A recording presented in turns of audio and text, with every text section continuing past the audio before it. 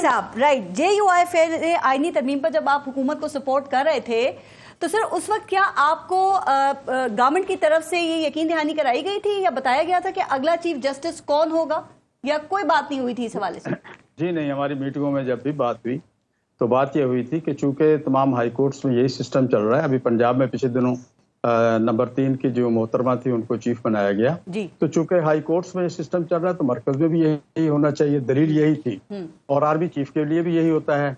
और इसी तरह सिराटी को बुनियाद नहीं, कम से कम कारकर्दगी बुनियाद होनी चाहिए, उसने कितना काम किया है, मेडिकल फिट है या नहीं है।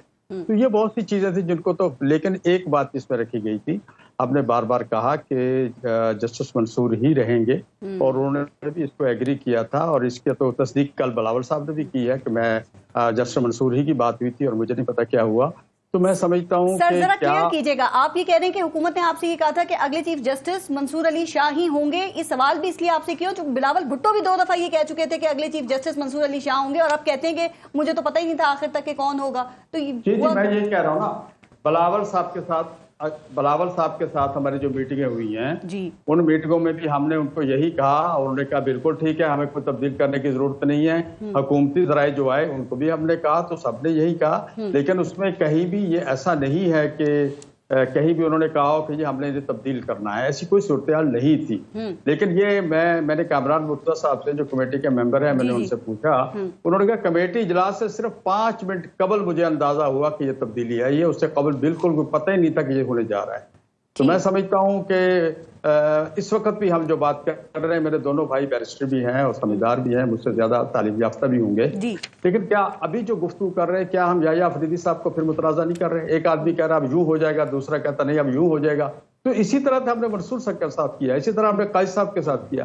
तो हम क्या करने जा रहे हैं? हम अपने मुफादात के लिए अदलिया को हम जो मुतराजा बना देते हैं, तो फिर अदलिया को जब हम इस्तेमाल करते हैं तो फिर पानामा वाला केस आपके सामने है, फिर गिलानी साहब वाला केस आपके सामने है, फिर आपका डैम वाला केस आपके सामने है, फिर आपका जुल्फकार अली भुट्टो साहब की शहादत का केस आपके सामने है।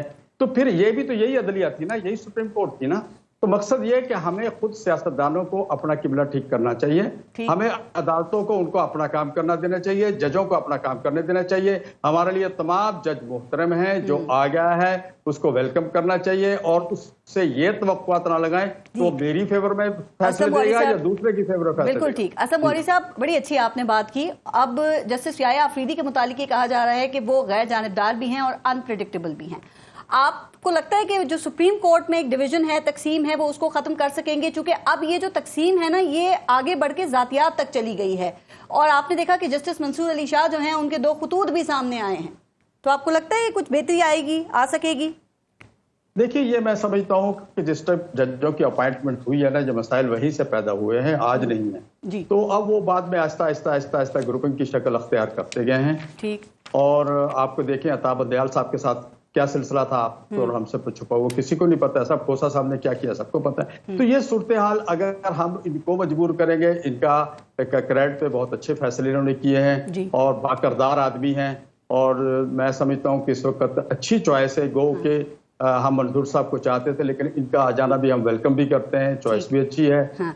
और लेकिन बात यह है कि इनको चलने दिया जाए। आपने कहा कि हम चाहते थे कि जस्टिस मंसूर अली शाह आ जाएं। मुझे एक बात बताइए, आप समझते हैं कि पाकिस्तान तहरीक इंसाफ को उस दिन पार्लिमानी कमेटी का बाइकआउट करने के बजाय JUIF के साथ मिलकर फिर मंसूर अली शाह साहब को वोट देना चाहिए था? उनके वोट तो ज्यादा होते ना, ये बाइकआउट देखिए ये कौमी असम्बली में गए और इन्होंने वहां पर अपना एहतजाज रिकॉर्ड कराया और उसके बाद वोट नहीं दिया, बाइकआउट करके आगे।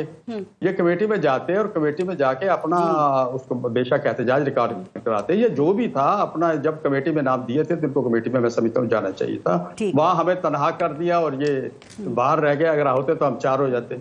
हो सकता है हमारे 4 होने से कोई और भी 1-2 का हमारे साथ मिल जाते हैं। बिल्कुल।